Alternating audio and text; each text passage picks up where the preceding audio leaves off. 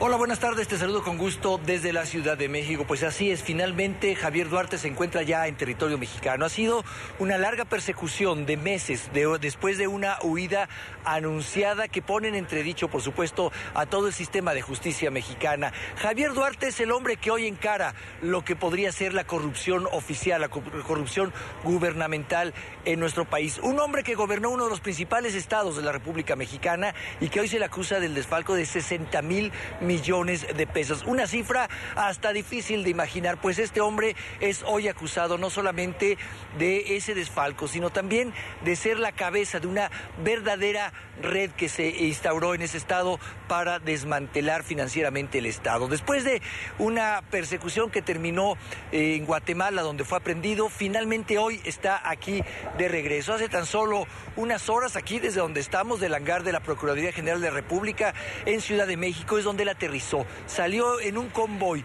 integrado por un numeroso número de camionetas blindadas hacia el reclusorio norte.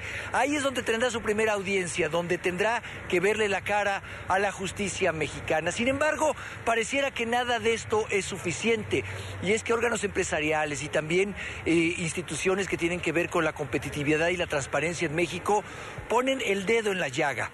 La justicia en México, la protección a los grandes criminales. Hablamos con algunos de ellos, con algunos líderes de opinión en este país, y esto es lo que opinan sobre el proceso que hoy se le sigue a Javier Duarte y las dudas también que tienen sobre este asunto. Javier Duarte llega hoy y existe una incertidumbre. Si efectivamente se va a hacer justicia. Yo no me confío, yo estoy escéptico, creo que es una buena señal que lo hayan atrapado, pero hasta no ver una sentencia de muchos años emitida por un juez en nuestro país, ya sea por lavado de dinero, por organización delictuosa, yo no voy a estar tranquilo. Creo que es un caso muy emblemático de la crisis de corrupción en México. Desgraciadamente no es el único. Nosotros estamos exigiendo a las autoridades un proceso ejemplar. Ejemplar implica respetar los derechos humanos, pero también implica obtener un resultado acorde a la evidencia de los actos de corrupción que ha cometido esta persona. Nos sentiríamos profundamente decepcionados si el resultado de ese proceso salieran con que no hubo los elementos para procesarlo de manera eficaz. Es un caso como pocos en la historia del país, donde se ha hecho el servicio público un vehículo para el latrocinio, para disponer de recursos públicos, para dejar al erario de una entidad federativa en una condición precaria. Así es que aquí, para decirlo claramente, se está poniendo a prueba la capacidad del Estado mexicano para procesar adecuadamente a un delincuente emblemático. Si no cumplen con esa tarea, ¿qué podemos esperar en casos, digamos, cotidianos que pasan en el país? Y bueno, también hay que decirlo, tradicionalmente el Estado mexicano ha perdido todos los juicios que ha iniciado por dos temas fundamentales: delincuencia organizada y trabajar con recursos de procedencia ilícita. Generalmente el Estado no gana estos casos, y estos son justamente los motivos por los cuales fue extraditado Javier Duarte. Hay muchas dudas al respecto. En la propia prensa nos preguntamos por qué no se permitió el ingreso de los medios de comunicación a este hangar. Aquí hemos estado en otras ocasiones, cuando se ha extraditado al Chapo Guzmán, cuando se ha detenido al Z40, grandes criminales. Hoy la prensa no fue permitida su ingreso. Empieza este proceso, sin lugar a dudas, en torno a una enorme cantidad de dudas que se siembran en torno a lo que podría suceder en el futuro de Javier Duarte. Por lo pronto, ya está sentado frente a las autoridades mexicanas y nosotros estaremos pendientes de este caso. Lo que tenemos esta tarde desde la Ciudad de México. Regresamos al estudio.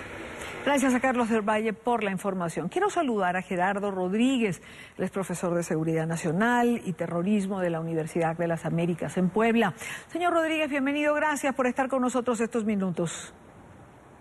Gracias, Idalia. Saludos a México. Muchas veces se acusa a la justicia mexicana de propiciar la impunidad. En este caso, ¿está cumpliendo su tarea? Mira, el gobierno del presidente Peña Nieto tiene una de las peores crisis en materia de impunidad, de corrupción al respecto. Como nunca hay gobernadores, presidentes municipales encarando procesos de corrupción en el país. Hay inclusive una fotografía icónica del presidente Peña Nieto al inicio de su mandato con varios de estos gobernadores que se encuentran procesados o que inclusive están detenidos en el exterior. Sí hay que decirlo, Idalia, en México los gobernadores han sufrido de un halo de, o más bien, tienen un halo de impunidad política desde que gobiernan. Son señores feudales en sus territorios intocables. Hasta que no salen de su mandato es que se está pudiendo procesar porque llega un partido de oposición que les finca responsabilidades políticas y de corrupción. Pero nunca se ha procesado en los últimos años, desde 1998, a un gobernador en funciones por los terribles casos de corrupción y de impunidad. Quizás juzgar a este exgobernador, que para muchos representa el símbolo de la corrupción política actual, sea una oportunidad para lavar la cara al sistema de justicia mexicano. Sí, pero llega tardemente. Recordemos que el presidente Peña Nieto, al inicio de su administración, sacó grandes reformas estructurales, la energética, laboral, la fiscal, pero no ha podido concluir la gran reforma estructural del país, que es el Sistema Nacional Anticorrupción. Su partido, el PRI, y el Partido Verde Ecologista están boicoteando los nombramientos del fiscal anticorrupción, de los jueces que van a formar parte del Sistema Nacional Anticorrupción. Entonces, sí es una muy buena noticia el que se haya llevado este proceso contra este exgobernador, pero no fue por una investigación, Idalia, de la Presidencia de la República, de nuestra Procuraduría General de la República, sino fue por la investigación de un periodista valiente, Ángel Arturo, que trabaja para el portal Animal Político, que sacó a la luz toda la corrupción del gobernador y de su esposa, que por cierto su esposa se encuentra flamantemente viajando por Europa. La última vez se supo que estaba en Londres, en el Reino Unido.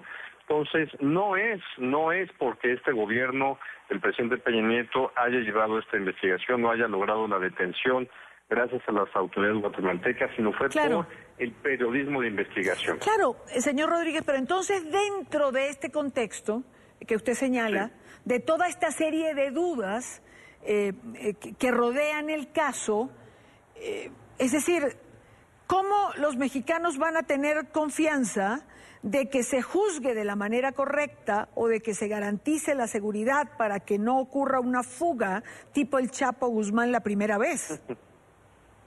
Bueno, creo que no nos preocupa una fuga, más bien lo que nos preocupa es que con argucias legales los abogados y por una probable futura incompetencia legal de la PGR, el exgobernador pueda salir de la cárcel. Creo que sería terrible. Los mexicanos estamos terriblemente ofendidos, Idalia, por la corrupción rampante del exgobernador Javier Duarte.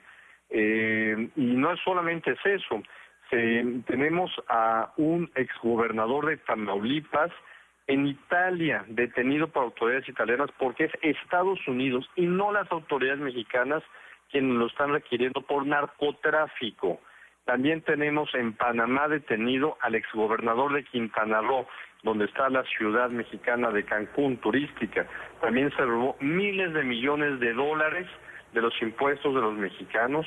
Y esta historia probablemente se repita con otros casos de gobernadores, como el caso de Nayarit también, que el fiscal de Nayarit está detenido en Estados Unidos por narcotráfico.